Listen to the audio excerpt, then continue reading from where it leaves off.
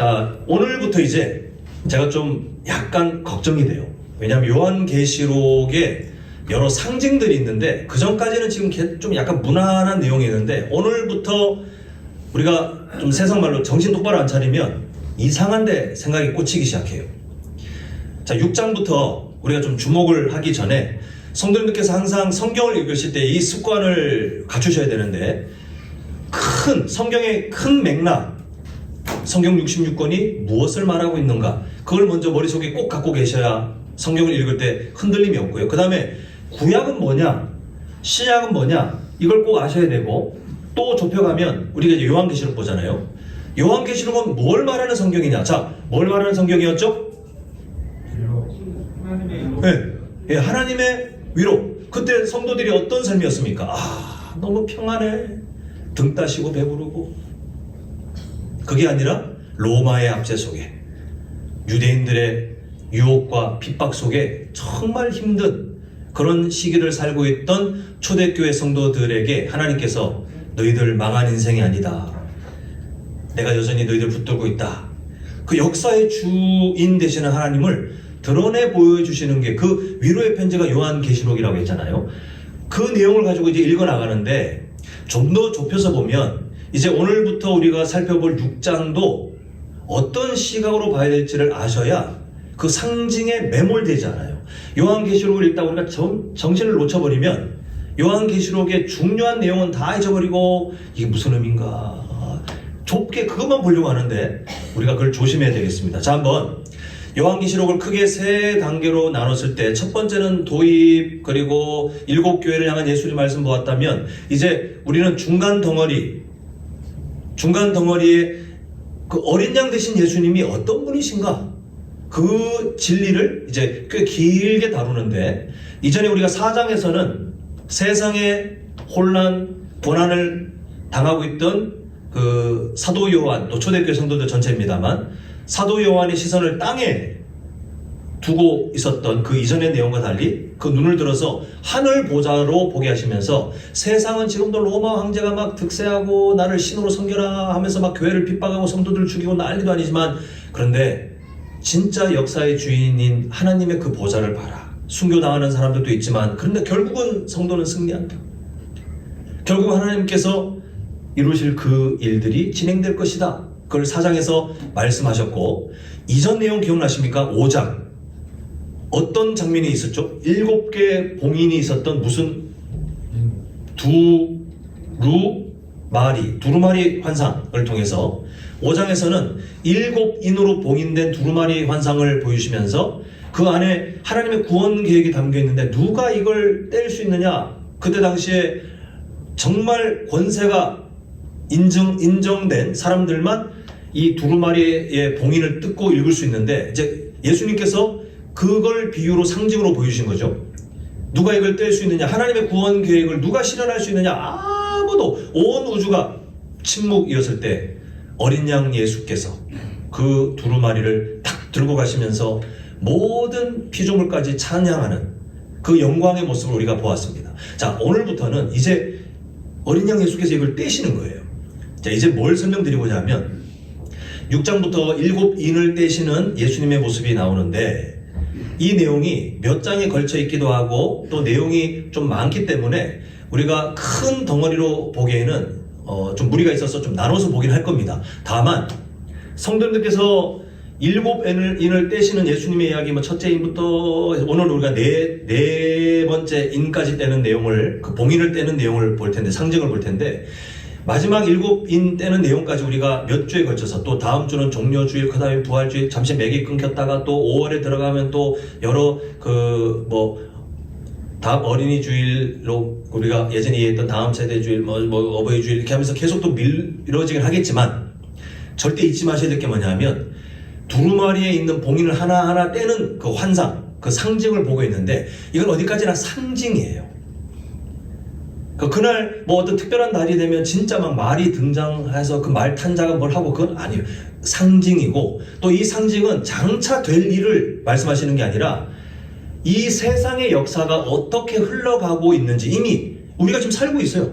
이 세상의 역사가 어떻게 어떤 방식으로 흘러가고 있고 말세를 향해서 어떻게 가고 있는지 장차 될 일이 아니라 오늘날 우리가 살고 있는 이 인류 역사의 방향, 내용들을 상징으로 보여주는 거기 때문에 핵심 내용은 중요한 내용으로 우리가 결말에 보겠지만 그거 외에 나머지 세세한 이게 무슨 의미일까에 마음이 매몰되시면 안 됩니다. 요한계시록은 그렇게 읽으면 이제 실패해요.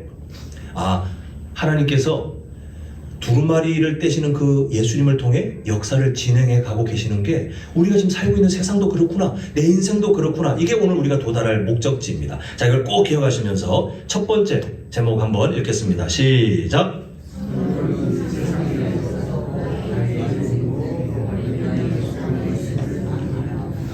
네, 이미 중요한 주제가 나왔죠. 성도는요, 세상의 역사가 누구 손안에?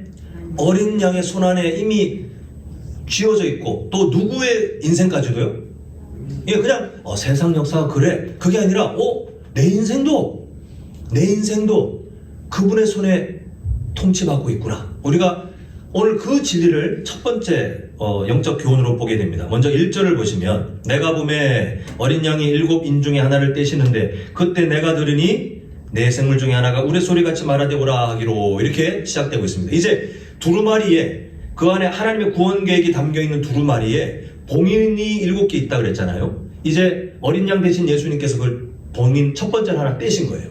뗐더니 어떤 일이 있느냐, 내 생물 중에 하나, 이런 것 좀 생략하고 그 다음에 2절의 내용이 이제 펼쳐집니다. 보니까 위에 노란 글씨로 뭐라고 되어 있죠? 흰말 탄자. 자, 어떤 분들이 보면 요 6장 읽으면서 자꾸 흰말 아니면 무슨 색깔 그 말이 뭔가를 하는 것 같은데 그 말 위에 탄 사람이 뭔가를 하고 있는 겁니다. 그래서 흰 말을 타고 있는 사람에 대한 상징이 뭐냐면 정복, 이 세상에 뭔가를 정복하고 그렇게 다스리고, 그래서 사람의 욕망에 대해서 상징하는 것이다 라고 우리가 보면서, 자, 2절 보니까요 이렇게 되어 있죠. 이에 내가 보니 흰 말이 있는데 그 탄 자가 활을 가졌고 면류관을 받고 나아가서 이기고 또 이기려고 하더라.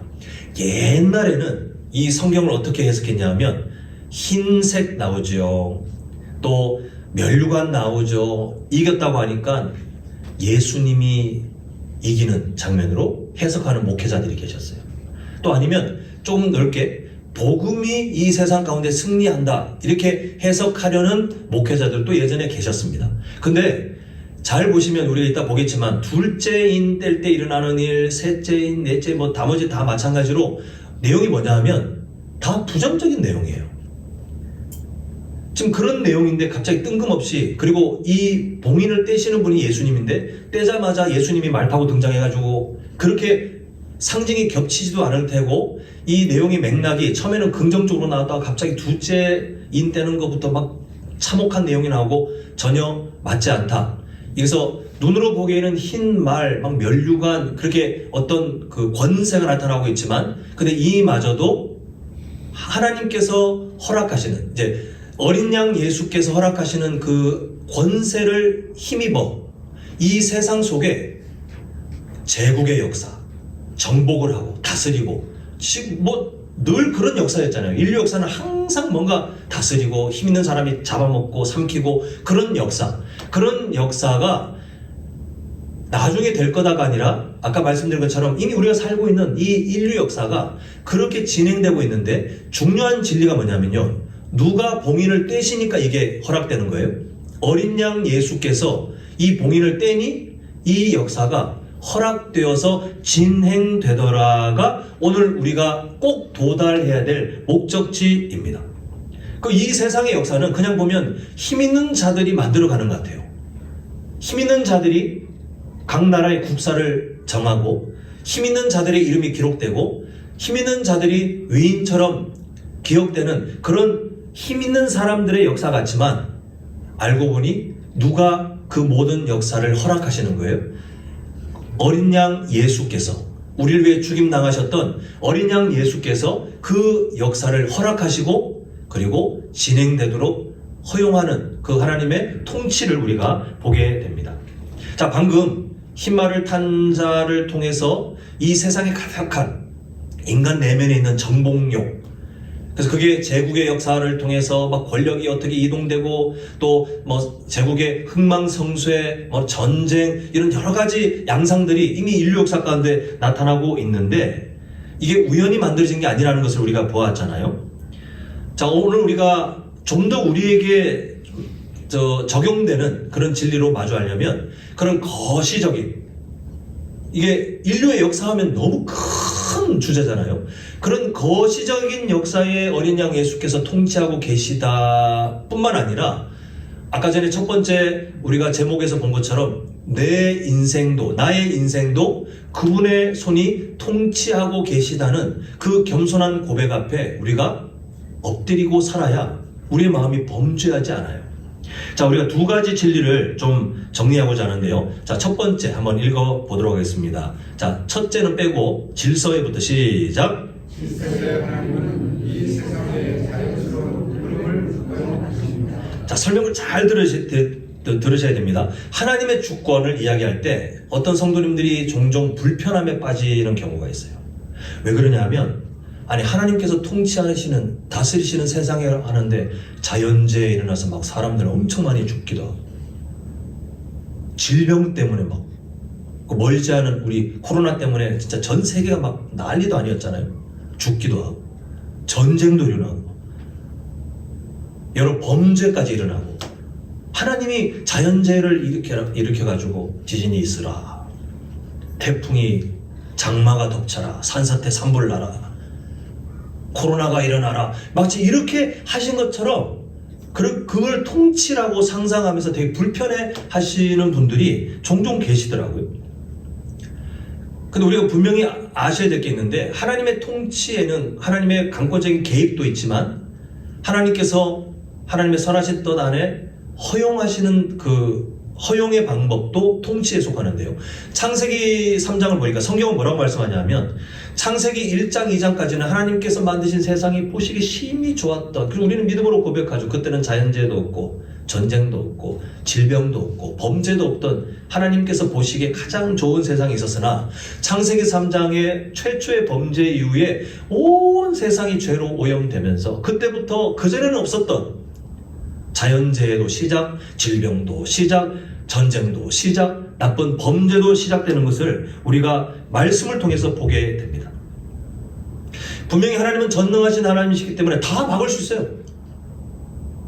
근데 하나님께서는 전능하신 하나님이신과 동시에 질서의 하나님이십니다. 다른 말로 하면 공의의 하나님이셔서 있는 거를 없는 척, 이미 하나님께서 만드신 통치 방법 안에 죄가 얼마나 무서운 결과로 나아갈 걸 경고하시고 그 심판의 메시지가 이미 선언되었는데 그냥 없는 척 이렇게 덮어놓고 좋은 게 좋은 거니까 하나님은 그렇게 하시지 않는 분이세요. 그래서 죄의 역사가 시작되면서 온갖 좋지 않은 것들이 이제는 본격적으로 막 인류 역사 가운데, 온 세상 가운데 터져 나갈 때 그 결과들이 그대로 계속되어지도록 하나님께서는 허용하십니다. 질서의 하나님으로, 그게 하나님께서 만드신 세상에 죄를 범한 것에 대한 결과로 나타나는 것이기 때문에 하나님께서 그걸 그대로 허용하시는 것을 보게 돼요. 근데 중요한 사실은 원래는 이대로 되면 창세기 3장 이후에 온 세상은 망하게 돼요. 죄의 저주로 가득한데 어떻게 세상이 좋게 유지되겠습니까? 근데 하나님께서는 생육하고 번성하라, 노아 홍수 이후에도 여전히 그들의 삶 가운데 원죄가 있는 걸 아시지만 생육하고 번성하라. 그래서 하나님께서는 이 인류 역사가 그냥 망하도록 방관하시는 것이 아니라 죄의 결과로 안 좋은 것들이 막 터져나가고 자연재해, 질병, 전쟁, 범죄들이 사람들의 원죄나 이 세상의 잘못된 그 죄의 저주로 인해서 망가진 그런 결과로 막 나타날 것은 맞지만, 근데 하나님께서는 그 안에서도 인류의 시간이 보존될 수 있도록 주님께서 은혜로 함께 하시면서 구원 역사가 완료되기까지 하나님이 그 사랑을 멈추지 않으시는 거예요. 원래는 그렇게 안 해도 되잖아요. 사실 안 해야 맞잖아요. 근데 망하지 않도록 여전히 한 영혼이 주님께로 돌아오는 그 역사가 완료될 때까지 계속해서 죄의 결과가 가득한 그 곳에서도 하나님의 다스리심을 보여주시는 것을 보게 됩니다. 그 허용의 범위, 나쁜 것들이 왜 있지? 창세기 3장에 그때 죄가 얼마나 무서운 건지 그 결과가 지금까지 계속되고 있고, 그리고 우리의 일상도 그 안에 포함되어 있기 때문에 우리도 때로는 우리가 살아가면서 성도이지만 좋은 일도 경험하지만 때로는 좋지 않은 일도 경험할 수밖에 없는 거. 하나님께서 일부러 막 우리한테 사고를 당해라, 일부러 막 질병을 넣어주시면서 병에 걸려라, 그렇게 하시는 것이 아니라 다 이게 창세기 3장 이후 죄의 결과가 우리 삶에까지 미치는 그 절대적인 문제점을 우리가 한번 보게 되는 것입니다. 자, 두 번째 진리가 있어요. 자, 그러면 여기서 멈추면 절망인데, 자, 둘째를 빼고 한번 노란색 글씨만 있습니다. 시작. 그 안에서도 하나님께서는 하나님의 일들을 이루어 가십니다. 하나님께서 허용하신다고 해서 팔짱 끼고 뭐 망하든 말든 뭐 어떻게 되든 이렇게 구경꾼이 아니세요. 방관자가 아니세요. 하나님의 선한 계획 안에 그런 질서를 따라 죄의 결과들, 그 저주의 결과들이 온 세상에 가득하고 또 말세를 향해 갈수록 그런 좋지 않은 것들이 더 많아질 것이 뻔하지만, 하나님께서는 그 안에서도 여전히 하나님의 사람들을 통해 역사하시고, 그 안에서도 때로는 아픔 당하는 성도들이 있겠으나, 그러나 하나님께서는 그들의 삶 가운데 세상 사람들이 이해할 수 없는 위로와 하나님의 살아계심을 보여주시면서 여전히 교회의 역사, 성도들의 그 삶의 역사들을 이어가시는 것을 보게 됩니다. 그래서 우리가 잘 아는 로마서 8장 28절 그 하반절 보니까 이렇게 되어 있죠. 곧 그의 뜻대로 부르심을 입은 자들에게는 모든 것이 합력하여 선을 이루느니라. 여기서 말하는 모든 것은요, 좋은 일이 아니에요. 성도들의 삶 가운데 있는 눈물이 펑펑 쏟아질 만한 고통, 슬픔, 상실감, 우리가 이해할 수 없는 여러 일들이 있잖아요. 때로는 우리가 하나님 앞에 마치 다윗처럼 분노하는, 하나님 왜 나에게 이런 일이 이렇게 하십니까? 왜 하나님 우리 가족에게 이런 일이 이렇게 하십니까?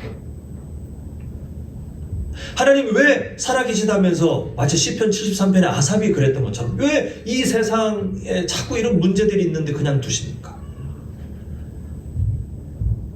성도들의 마음에 온갖 답답함이 있을 수 있는데요, 하나님의 대답은 그 모든 것을 결국은 합력하여, 우리는 망한 것 같고 안 좋은 것 같고 실패한 것 같고 하나님이 지금도 이 세상에 안 살아계신 것 같고, 살아계시다면 어떻게 저렇게 이단들이 날뛰도록 두십니까?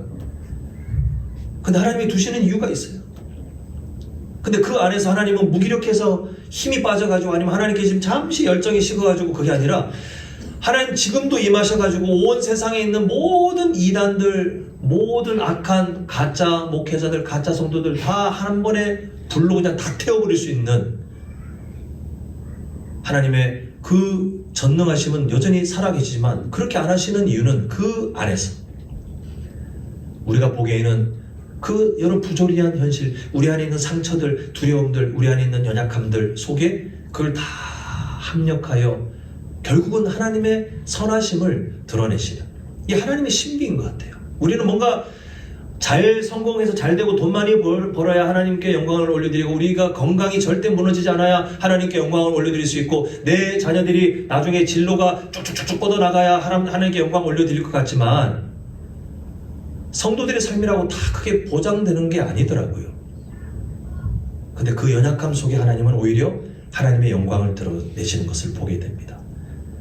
그것을 이해하기 위해서는 우리가 성도로 살고 있지만 그냥 가만히 있는다고 되는 게 아니라, 우리의 시선을 뺏는 그 온갖 부조리한 것들, 내 안에 있는 상처들, 두려움들, 연약함들, 내 주변을 둘러싼 여러 아픔들, 내가 불가항력적으로 납득할 수 없는 그런 일들을 계속 쳐다볼 것이 아니라, 그 시간에서 우리가 눈을 들어 내 인생마저도 통치하고 계시는 하나님께 주목할 때, 우리가 그때 마음에 범죄할 수 있는 유혹을 이겨낼 수 있어요. 우리의 시선을 여전히 선한 계획으로 인도하고 계시는, 당장은 내가 모르지만, 그러나 하나님은 실수하지 않습니다. 하나님은 지금도 내게 베푸시는 이 현실들이 어찌 보면 더 나은 것을 배우게 하시고, 하나님의 영광을 더 마주하게 하시도록 인도하시는 선하신 하나님이십니다. 우리가 그냥 의지적으로라도 억지로라도 그 고백을 하며 우리의 눈을 통치자이신 어린 양께 고정할 때 우리가 마귀가 기뻐하는 삶으로 안 갈 수 있는 힘을 얻게 되는데요. 이 신뢰가 그 통치자 되시는 예수님을 신뢰하는 우리 모두의 삶이 오늘 다시 더 회복될 수 있기를 간절히 소망합니다. 자, 다음 두 번째 제목 보겠습니다. 시작. 성도는 먹고 사는 문제보다 하나님 나라를 먼저 구하며 살아갑니다. 자, 이제 첫 번째 봉인을 떼고 이제 두 번째, 세 번째 봉인을 떼는 내용이 나오는데 이제 하나씩 먼저 보면 역사가 점점 이 참혹한 현실을 현실 향해 가는 것을 보게 됩니다. 먼저 4절을 보면요. 자, 먼저 이걸 이해하고 가겠습니다. 붉은 말이 문제가 아니라 붉은 말을 탄 자, 붉은 말을 타고 온 그 어떤 자를 상징으로 보여주면서 이게 우리가 살고 있는 세상 속에 뭐를 드러낸다는 거예요? 노란색 글씨 보니까 전쟁, 그죠? 요걸 이해하고 그 다음에 본문을 읽겠습니다. 화면 보시면서 시작. 이에 다른 붉은 말이 나오더라. 그 탄 자가 허락을 받아 땅에서 화평을 제하여 버리고 서로 죽이게 하고 또 큰 칼을 받았더라. 전쟁의 역사, 나중에 이렇게 될 거야가 아니라 말씀드렸습니다. 이미 우리가 살고 있는 인류 역사에 이게 이미 시작되고 있고, 전쟁이 왜 일어나는가? 사람들의 그 악한 내면들이 있겠지만, 근데 그마저도 사실은 누구의 통치권 안에 허용된다는 거예요. 어린 양 예수께서 그 죄의 결과들, 악한 마음의 결과들을 질서를 따라 허용하시지만, 그런데 무관심이나 방관이 아니라 하나님의 선하신 계획을 드러내시는 그 방법, 도구로 사용하시더라는 것입니다. 자, 그 다음 5절 하반절도 보겠는데요. 보면 검은 말을 탄 자가 나오는데 6절까지 다 읽지 않겠습니다. 근데 어떤 의미라고요? 어떤 상징? 경제적인 고통. 보니까 이렇게 돼 있죠. 내가 보니 검은 말이 나오는데 그 탄 자가 손에 저울을 가졌더라. 자, 읽지 않고 6절을 제가 설명드리면 한번 성경 펴 계시는 분들은 6절 하반절 보면 이렇게 돼 있죠. 한 데나리온의 밀이 한 돼. 자, 요걸 잘 한번 이해하면서요. 요 요한계시록이 기록되었던 그 시대에 한 데나리온은 장정이 일해서 받는 일반적인 일당이었습니다. 그 하루 벌어 하루 먹고 사는 거예요. 그러면 자기하고 가족이 있으면 가족이 겨우, 그 시대가 참 어려운 시대였기 때문에 한 데나리온은 그렇게 일해가지고 힘들게 막 노동해가지고 받아서 그 가족들이 하루를 그냥 겨우 견디는 그 정도의 양인데, 그 양이 밀 한 돼. 그러니까 제가 사실 저도 경험이 미천한지라 이 한 되가 어느 정도 양인지 모르겠지만, 여기 계신 우리 뭐 장로님들, 또 연로하신 권사님들, 그리고 이런 단위가 익숙하신 분들은 제가 어릴 때 예전에 할아버지 집 갔을 때 그렇게 있는 걸 보긴 했는데 이게 감이 잘 안 와요. 근데 한 돼, 이제 아시는 분들은 아시겠죠, 그죠? 이게 한 데나리온이 그 한 되를 사게 된다라고 하는데, 문제는 그 시대에 한 데나리온의 시세는 한 대가 아니라 8대였어요. 기록을 보면 그 요한계시록이 기록되었던 일반적인 그 시대에 장정이 일을 하면 밀을 8대를 받을 수 있는데, 지금 상징에 나오는 이 내용 보니까 점차 나중에 어떻게 되냐면 점점 먹고 살기 힘들어지는 시대가 되어서, 이제 예수님께서 초대교회 성도들이 이 요한계시록을 펼쳐 읽을 거 아닙니까?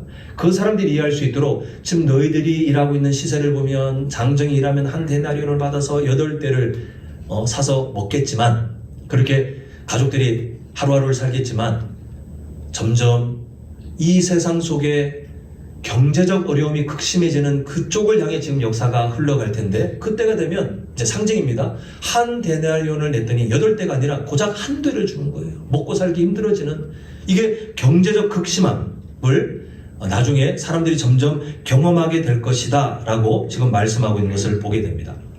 자, 요즘 우리는 붉은 말을 탄 자의 상징처럼 전쟁의 소식들을 계속 듣고 있습니다. 그리고 그 전쟁의 여파가 그 나라에 그런 일이 있어? 우리랑 상관없는 게 아니라 결국 돌아 우리나라에도 앞으로 이제 경제적 위기가 닥쳐올 것이라고 모두 걱정하는 그런 상황 가운데 있어요. 검은 말을 탄 자의 상징과 연결되어 있는 것을 보게 되죠. 그러다 보니 사람은 먹고 사는 문제를 아주 중요하게 생각하기 때문에 그런 소식들과 그런 문제들이 있으면 살기 위해서 그걸 최우선으로 인생의 목록에 가장 최우선으로 두려고 하는 연약함이 사람 모두에게 있습니다. 근데 문제는 예수님 믿는 사람들은 우선순위를 잘 판단해야 되는데 우리가 이 세상의 흐름을 지혜롭게 보는 것도 중요하지만 이 세상의 흐름을 보는 것을 넘어 그 세상의 소식들과 상황들에 우리가 오히려 삼켜져 버리면 우리 삶의 우선순위가 먹고 사는 문제가 아니어야 되는데 먹고 사는 문제로 그게 올라가서 그게 우상숭배가 돼요.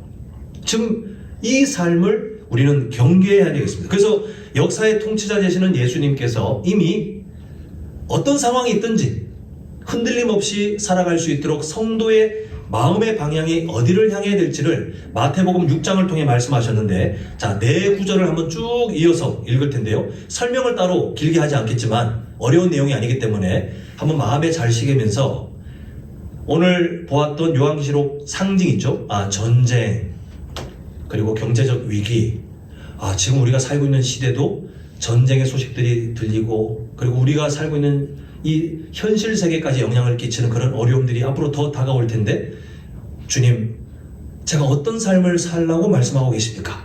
자, 이런 열려진 마음으로 이 본문을 함께 보겠습니다. 자, 먼저 마태복음 6장 31절 보시면, 그러므로 염려하여 이르기를 무엇을 먹을까, 무엇을 마실까, 무엇을 입을까 하지 말라. 32절, 이는 다 누가 구하는 거예요? 이거 뭐냐면 오늘날로 따지면 예수님 믿는 사람들은 이게 삶의 목표가 되면 안 된다는 거예요. 이게 삶의 목표가 된 사람들의 결말이 뭐냐면 구약의 이스라엘 백성들이에요. 결국은 우상숭배. 하나님께 예배하고 그리고 착각하기를 우리는 성전도 있고 할례도 받고 있고 율법도 받았고 뭐도 있고 그래서 우리는 하나님의 백성이야. 근데 먹고 사는 문제가 있는데 하나님이 즉각 응답을 안 하시는 것 같네? 바알을 섬기자, 아세라를 섬기자. 먹고 사는 문제가 우상되니까 항상 우상숭배로 이어지는 거거든요. 그 지금 이방인들이 구하는 것이라 하나님의 백성은 먹고 사는 문제가 안 중요하다가 아니라 중요한 건 맞아요. 근데 그것보다 더 중요한 분이 계시니 요 우선순위를 바꾸는 죄를 범하지 말라, 지금 이런 말씀을 하고 계십니다. 그래서 하시는 말씀이 너희 하늘 아버지께서 이 모든 것이 너희에게 있어야 할 줄을 아시느니라. 하나님께서 우리의 삶의 형편을 아신다는 겁니다. 자, 그래서 제가 예전에 한번 그런 말씀 드렸잖아요. 하나님께서 이 세상의 역사들을 주관하시고 또 모든 것들을 마음대로 하실 수 있는 그런 권한이 있으신데 왜 성도들에게 통장에 막 몇백억씩 안 꽂아 주실까? 우리는 있으면 헌금도 많이 하고 교회도 세우고, 예전에 그런 청년들 많이 봤거든요. 하나님께서 경제적으로 넉넉하게 해주시면 제가 교회도 세우고 선교사님들도 돕고 어려운 사람도 돕고 원대한 꿈을 품고 있었지만 저는 얘기는 안 해줬는데 속으로 생각하기에 하나님이 그 기도 응답 안 하실 것 같은데 라고 생각했었어요. 어떻게 생각하십니까? 제가 예전에 얘기한 주제지만 여기 연결돼서 말씀드리자면 하나님께서 이 모든 것을 아신다는데 왜 우리 통장에 막 몇백억씩 안 꽂아주십니까? 하실 수 있잖아요. 어떻게든 하실 수 있잖아요. 하나님께서 기적을 베푸시면 우리가 걸어 다니는데 갑자기 하늘에서 뭔가 종이가 하나 떨어져 봤더니 이미 다 표시되어 있는 로또네. 그 주간에 토요일날 봤더니 1등이 당첨됐네. 하나님 감사합니다. 신나지 않습니까? 그런 거 감사한 것도 많이 하고 막 사람들 돕고 뭔가 의미 있는 일을 할 것 같은데 하나님 절대로 그런 일 안 해요. 성도님들 중에 복권하시는 분이 계신지 모르겠지만 잘 안 될 거예요. 잘 안 되지 않습니까? 되셨으면 이미 다 소문이 들렸을 것 같은데 왜 하나님은 그렇게 안 하실까요? 이유는 간단해요. 우리의 연약함을 아시기 때문에 우리는 안 할 것 같지만 안 그럴 거라고 자신할 수 있지만 우리 통장에 돈이 막 몇백억씩 있어서 그 여유로움을 누리잖아요. 우리는 100% 하나님 앞에 겸손한 삶을 살지 못합니다. 성도님들은 조금 그 연약함이 약하시겠지만 저는 아무리 생각해도 저는 돈이 많아지면 열심히 세상을 향해 달려갈 것 같아요.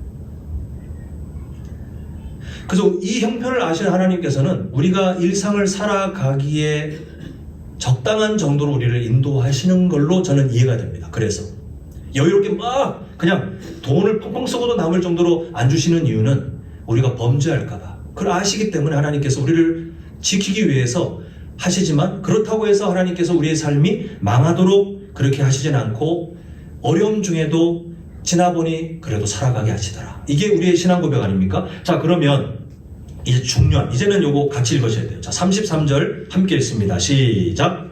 너희는 먼저 그의 나라와 그의 의를 구하라. 그리하면 이 모든 것을 너희에게 더하시리라. 예, 지금 이제 전쟁이 일어나고 그 전쟁의 여파로 우리가 먹고 사는 문제도 이제 더 어려워질 거라고 다들 걱정하는 그런 이제 상황이 펼쳐지고 있는데, 성도님들께서 예수님 믿는 사람으로 절대 흔들리지 말아야 될 최우선순위가 뭐라는 거예요? 먼저 하나님의 나라, 하나님의 그 의로움, 그거를 구하라는 거예요. 먹고 사는 문제 중요하지만 마음을 잘 지켜서 그 중요한 것이 우상이 되지 않도록 조심하면서 오히려 우리가 하나님의 나라를 구하고 하나님의 그 의가 나타나기를 구하면서 살아라. 근데 이때 우리에게 주어지는 약속이 뭐냐 하면, 그리하면 이 모든 것이 뭡니까? 그 앞에 있던 어떻게 먹을까? 무엇을 입을까? 어떻게 살까? 우리가 먹고 사는 문제, 생존의 문제는 중요한데 이 모든 것을 하나님이 알아서 책임지시리라. 그 사무엘상 2장 30절의 말씀과 연결되어 하나님께서 말씀하시기를, 나를 존중해주면 내가 너희들을 존중해줄 거야. 먼저 그의 나라와 그의 의, 그 하나님을 존중하는 거잖아요. 먼저 그의 나라, 하나님의 나라와 하나님의 의를 구하면, 인정해주면, 우선순위에 올려놓고 살면 나머지는 내가 너희들을 존중해줘서 책임질 거야. 이 약속을 받은 사람들의 결국 어떤 결과로 가느냐? 자, 34절. 그러므로 내일 일을 위하여 염려하지 말라. 내일 일은 내일이 염려할 것이요 한날의 괴로움은 그날로 족하니라. 이 염려는 우리 안에 안 생길 수는 없으나 생기고 묵상하는 것은 성도님들 책임이에요. 우리의 연약함이 어떤 상황을 마주했을 때 염려가 빵 시작되는 것은 어쩔 수 없는 일. 그거는 누구도 피할 수 없는데, 다만 그거를 계속해서 묵상하는 건 성도님들 책임이라는 거예요. 왜냐하면 그걸 묵상하는 것은 하나님의 나라를 구하는 겸손함, 하나님께 내 삶을 맡기는 그 겸손함이 무너지고, 내가 뭔가 어떻게 하려고, 하나님이 내 삶을 어떻게 책임지겠어? 라고 하는 불신들이 이 염려로 바뀌기 때문에 우리는 이 염려가 생겼을 때 빨리 마음을 딱 정해가지고 내가 왜 이러지? 그래서 먼저 하나님의 나라와 하나님의 의를 구하는 의지적인 삶. 우리가 이번 한 해 동안 감사가 삶이 되는 그 교회는 바로 그런 삶을 말해요. 어떤 상황이 왔을 때 마음을 딱 멈추고 무조건 그냥 의지적으로 입술을 벌려 마음을 향해서 하나님 나에게 이런 분이세요. 하나님, 제가 억지로라도 하나님께 감사합니다. 그렇게 살아갈 때 그 약속이 지켜지는 거예요. 그리하면 이 모든 것을 너에게 더하시리라. 결국 오늘 어린 양 예수께서 봉인을 뗄 때마다 진행되는 그 역사의 흐름은 유토피아가 아닙니다. 주님께서 오시는 그 날이 가까울수록 이 세상은 점점 좋아지지는 않을 거예요. 어떤 사람들은 요즘 AI의 발전으로 나중에 사람들이 편안한 삶이 올 것이다. 인간의 내면에 있는 악함은 절대 그런 삶을 허용하지 않습니다. 더 착취하고 더 힘을 갖길 바라지 절대로 그걸 공평하게 나누려고 하지 않아요. 하나님 나라의 원칙은 절대 이 세상 속에는 통하지 않을 겁니다. 그럴 때 우리의 마음을 잘 지키는 것. 그래서 이 모든 것을 너에게 더하시리라고 약속하신 하나님께서 어떤 분이신지를 우리가 신뢰하면서 이 세상 속에 먹고 사는 문제가 우상되지 않게 마음을 지키는 성도로 우리가 하루하루 살아가는 것이 다시 오실 주님을 기다리고 준비하는 지혜로운 성도가 되겠습니다. 자, 마지막 세 번째 제목 함께 보겠습니다. 시작. 성도는 죽음마저 다스리시는 어린 양의 통치를 신뢰합니다. 말세를 살아갑니다. 자, 이어서 8절 바로 보면요. 내가 봄에 청황색 말이 나오는데 그 탄자 이름이 사망이니, 저 노란색으로 표시해놨죠. 뭘 상징합니까? 죽음이에요. 죽음.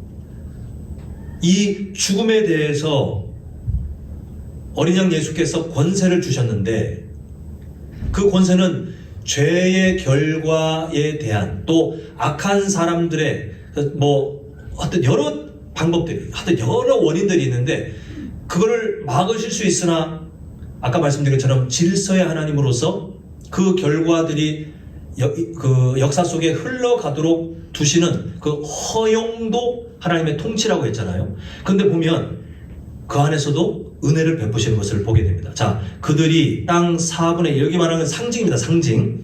이제 죽음을 일으키는 사람들을 죽게 만드는 어떤 것들이 있는데 이 4분의 1도 여러분 수학적으로 그러면 지금까지 사람들의 태어난 사람들을 봤을 때 어떤 자연재해나 전쟁이나 뭐 질병이나 이런 거 죽은 사람들을 계산해 보면 와 기가 막히게 4분의 1이야? 아니요, 그런 일이 아니에요. 이거는 상징입니다. 어디까지나 상징. 근데 이 상징을 보시면 4분의 1, 이 4분의 1이 왜 중요하냐면 나머지 4분의 3은 손대지 말아요. 이 죽음이 그냥 대상할 것 없이 다 삼킬 수 있지만 어린 양 예수께서 4분의 3은 손대지 마라. 왜 이렇게 제안하시냐면 여전히 예수 그리스도의 십자가 사랑을 마주하며 구원받아야 될 그 한 영혼들이 여전히 이 세상에 있기 때문에 지금 이렇게 은혜를 베푸시면서 하나님께 돌아올 수 있는 기회를 마주해야 되므로 이런 죽음의 영향력들이 세상 곳곳에 나타나는 것은 어쩔 수 없도록 허용하시지만 그 안에서도 예수님께서는 예수님을 믿을 수 있는 기회를 제공하시기 위해 보존하시고 지켜주시고 또 유지시켜 주시는 것을 보게 됩니다. 사랑하는 성도 여러분, 전쟁, 질병, 자연재해, 또 기근 이런 문제들은요 최근의 일도 아니고 인류 역사 가운데 계속 있었어요. 우리가 모르는 지역에서도 지금도 있어요.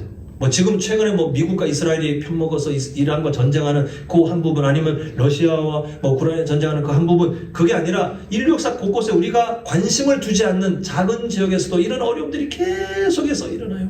사람들이 죽어나가고 우리는 그냥 전혀 모르고, 사람들이 수많은 사람들이 죽어나가도 우리 전혀 모르고 살아오잖아요. 근데 여전히 이 죽음의 영향력들은 인류 역사에 빠지지 않고 계속 나타나요. 그걸 가만히 들여다보면 절망이에요. 마음이 두렵고. 우리 개인의 삶을 봐도 이 개인의 삶에도 두려움과 근심 또 걱정되는 일들이 계속해서 나타날 수밖에 없잖아요. 근데 오늘 결론과도 같은 주제, 결국은 어린 양의 그 통치 안에 이 모든 것들이 그분의 선하심을 드러내는 것으로 흘러가게 되더라. 그 선하신 뜻이 완성될 것이다 라는 것이 오늘 우리가 넷째 인까지 봤지만 사실 전체가 다 마찬가지인데 넷째 인까지 되는 내용을 보고 있는데요. 그 안에서 우리가 보는 것도 역사의 주인은 예수 그리스도. 근데 그게 예수 그리스도께 그냥 마음껏 방관자로가 아니라 그 안에서도 때로는 막으실 것은 막으시고 때로는 허용하실 것은 허용하시되 그분의 선하신 뜻을 반드시 완성하시겠구나. 교회와 성도는 거기에 포함되어 함께 살아가며 하나님의 구원 역사에 동참하겠구나. 이게 오늘 우리가 누릴 그런 마지막 결론입니다. 자, 그렇다면 오늘 설교 제목처럼 어린 양 예수의 통치를 전혀 모르는 성도와 이해하고 사는 성도는 다르겠죠. 그럼 이해하고 사는 성도는 어떤 삶을 살아야 될 것인가? 수많은 적용점들이 있겠지만 딱 세 가지만 좀 보겠습니다. 자, 첫 번째 함께 읽겠습니다. 첫째로 빼고 시작. 그럼 대신 시대를 선택하십시오. 네, 이 세상은 오늘 우리가 첫 번째 인, 두 번째 인, 세 번째 인, 네 번째 그 인을 떼는 내용과 그 결과들을 보았잖아요. 좋은 걸로 가지 않는다고 했습니다. 다 안 좋은 쪽이에요. 이 세상이 그래요. 그렇게 흘러갈 겁니다. 예수님 오시기 직전까지 계속해서 그렇게 안 좋게 흘러갈 것입니다. 또 그 안에 포함되어 있는 우리 삶도 때로는 원치 않는 그런 일들을 경험할 수도 있습니다. 그런 것들 생각하면 두려워요. 근심이 돼요. 근데 그때 우리가 마음을 딱 멈추고 우리의 시선을 지금 눈앞에 있는 어떤 일들을 넘어 결국은 내 인생 전체와 이 온 우주의 역사를 하나님의 선하신 뜻으로 통치하고 계시는 그 살아계신 하나님을 바라볼 때 그때 우리의 마음이 지켜지면서 그분을 신뢰하는 만큼 이 말세의 때를 살아가는 우리가 흔들리지 않는 감사하는 성도의 삶을 우리가 회복하게 되는 것을 보게 됩니다. 보좌에 앉으신 그 하나님, 우리가 사장에서 보았던 장면이잖아요. 그리고 그 구원의 역사가 담긴 두루마리를 잡으시면서 역사를 시작하시는 그 주관자 되시는 어린 양, 우리가 그 절대적인 진리, 당장 눈앞의 현실은 어둡고 들려지는 소식들은 안 좋고 걱정되고 하는 온갖 것들이 있겠지만, 근데 여전히 하나님은 살아계시고 하나님은 선하시고 그 하나님은 실수함이 없으시다 라고 하는 신뢰를 붙들 때 우리의 삶이 하나님께서 우리에게 바라시는 대로 견고한 성도의 삶을 향해 자라가게 될 것입니다. 자, 두 번째, 그럼 또 어떤 삶을 살 것인가? 자, 둘째로 빼고 읽습니다. 시작. 아직 기회가 있을 때 주변을 돌아보십시오. 아까 말씀드렸죠. 죽음의 영향력들은 인류 역사 가운데 계속해서 자연재해나 전쟁이나 질병이나 뭐 범죄나 하여튼 안타까운 그런 소식들이 곳곳에 우리가 모르는 때에도 계속 있었는데, 근데 4분의 1만, 일부만 어린 양께서 허용하신 이유는 복음을 들을 사람들이 있기 때문에. 모든 인류가 다 죽음에 갇혀서 사라진다 해도 사실 죄의 결과에 대해 우리가 뭐 말할 자격이 없으나 지금도 유지하고 계시고 보존하고 계시고 그렇게 함께 하시는 이유는 한 영혼이라도 예수님께 돌아오는 그 기회를 제공하시기 위해서 그렇게 4분의 1만이라고 그 죽음의 권세를, 영향력을 제한하셨다고 보았잖아요. 자, 그러면 우리 역시 아직 기회가 있을 때 우리의 가족들, 우리의 형제들, 우리의 친지들 아니면 이웃들을 바라보실 때 여전히 예수님이 필요한 한 영혼 있잖아요. 그럼 성도님들 다른 거 멀리 가지 마시고 그렇게 기회를 제공하고 참고 계시는 예수님의 마음을 이해하신다면 우리는 하나님께 먼저 구해야 돼요. 하나님, 저도 긍휼한 마음을 갖게 하시고 가족을 위해 다시 한번 기도합니다. 우리 친지들을 또 우리 이웃들을 위해서 기도합니다. 주님, 살려주십시오. 우리는 서툴어요. 우리는 뭐 할 수 있는 게 별로 없지만 그 마음을 붙들고 인내하며 그리고 눈물을 흘리는 심정으로 간구하고 나아갈 때 하나님께서는 가장 좋은 때에 가장 좋은 방법으로 하나님 성도님들의 그 기도가 헛되지 않도록 일하실 것을 믿습니다. 자, 마지막 세 번째, 그럼 또 어떻게 살아야 될 것인가 함께 읽겠습니다. 시작. 오늘 내 삶의 자리에서 어떻게 살아야 된다고요? 예전에 기억나십니까? 다미선교회? 그 10월 며칠인지 기억이 가물한데 그때 예수님이 오신 걸 들었다고 해서 막 그 언론이 취재 실시간으로 보여주고 난리도 아니었잖아요. 결국 뭐 아시는 것처럼 가짜, 하나님께서 말씀하신 그대로, 예수님께서 말씀하신 그대로 그때는 아버지만 아시느니라 했는데 그 헛된 가짜 목회자에게 빠져가지고 사실 다 그 성도들 다 각자 탓이긴 하거든요. 자, 지금 이걸 왜 말씀드리냐면 종말론은 성경에 분명히 있는 우리를 향한 메시지입니다. 이 세상의 끝에 대해서. 근데 종말론을 건강하지 않은 신학으로 마주하잖아요. 그러면 극단으로 치우쳐요.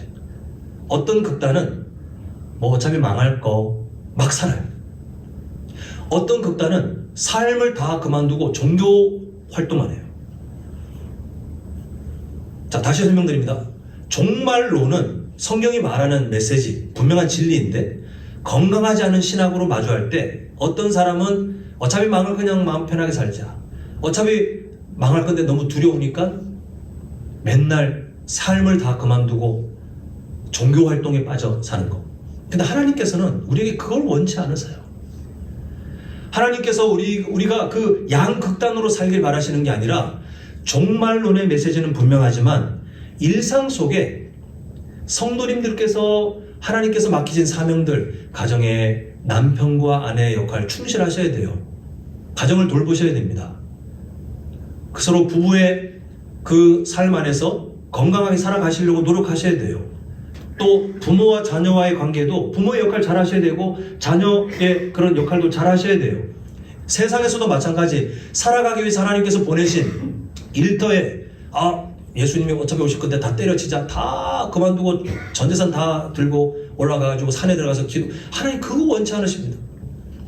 그곳에서 소금과 빛의 역할을 감당하라는 거예요. 주님 오시기는 그날까지. 그러다가 주님 오시면 그냥 하나님 저 열심히 일하고 있는 중에 예수님 오셨네요? 내가 너 그거 바랬어. 다 그만두고 산에 올라가서 찬송 부르고 기도하고 말씀 읽고 그렇게 하라고 내가 너를 보낸 게 아니라 내가 오는 그날까지 내가 보낸 가정에서 잘 살라고, 내가 보낸 그 일터에서 잘 살라고, 내가 보낸 세상에서 네가 선한 영향력을 끼치며 다른 영혼들을 살릴 기회를 찾도록 내가 그렇게 너를 파송했는데 너 잘했다. 저는 성도님들께서 건강한 종말론 그 신학을 가지고 일상 속에 최선을 다하셨으면 좋겠어요. 하나님께서 원하시는 것은 특별한 종교활동이 아닙니다. 일상 속에 예수님의 성품으로 어떻게 살고 계시는가, 그게 거룩한 성도고 오늘 우리 찬양대가 함께 고백한 그게 하나님의 군사가 살아갈 그 삶의 자리인 것을 보게 됩니다. 이제 말씀을 맺겠습니다. 오늘 7개 봉인 중에 첫 번째부터 네 번째까지 봉인을 보았는데 결론이 뭐라는 거예요? 우리가 보고 있는 이 세상의 역사 누가 통치하신다? 어린 양 예수께서 허락하셔야 되는 건데 그 허락의 허용범위, 내가 당장은 모르지만 결국은 결론이 그분의 선하신 뜻이 드러나고 그 영광이 드러나는 길로 인도하시겠구나. 우리가 그것을 보면서 우리 삶에도 그 선하신 통치가 여전하다는 것을 우리가 믿음으로 보자 했습니다. 자, 세 가지 제목을 한번 연달아 쭉 고백하겠습니다. 시작. 성도는 세상의 역사도 나의 인생도 어린 양의 손 안에 있음을 압니다. 자, 성도 시작. 성도는 먹고 사는 문제보다 하나님 나라를 먼저 구하며 살아갑니다. 자, 시작. 성도는 죽음마저 다스리시는 어린 양의 통치를 신뢰하며 말세 때를 살아갑니다. 믿으십니까? 예, 이게 성도의 삶이에요. 이게 요한계시록을 통해 그때 당시 초대교회 성도들을 회복시키셨던 하나님의 방식인데 우리에게도 그대로 지금 말씀하고 계시는 것을 보게 됩니다. 앞으로 세상이 더 어지럽고 우리 인생이 더 불확실한 여러 두려움과 근심과 상처들과 아픔들과 절망들이 눈앞에 있을 만한 일들이 있다 할지라도 성도님들의 눈은 그 세상이 아니라 현실이 아니라 넘어 이 모든 것을 선한 뜻을 통해 통치하시는 어린 양 예수를 볼 수 있기를, 나를 살리기 위해 십자가의 그 저주를 기꺼이 감당하셨던 그분이 나를 사랑하지 않고 내 삶을 다스리지 않으시잖아요. 오늘 마을 모임은 하지 않으시겠습니다만 오늘 주보에 보면 우리가 감사의 제목 그 말씀이 우리 잘 아시는 시편 23편 말씀이에요. 여호와는 나의 목자시니 내게 부족함이 없으리로다. 고난을 그렇게 많이 겪었던 다윗이 노년에 결국은 하나님이 나와 함께 계신 걸 내가 이제야 깨달아요 하는 심정으로 고백하는 그 신앙고, 그게 성도의 마지막의 고백이거든요. 바라기는 우리 성도님들 현실 속에 그 영적 승리를 누리시면서 어떠한 삶이 있다 할지라도 감사로 살아계신 하나님을 존중하며 그렇게 하나님을 영화롭게 하는 우리 모두의 삶이 될 수 있기를 간절히 축원합니다.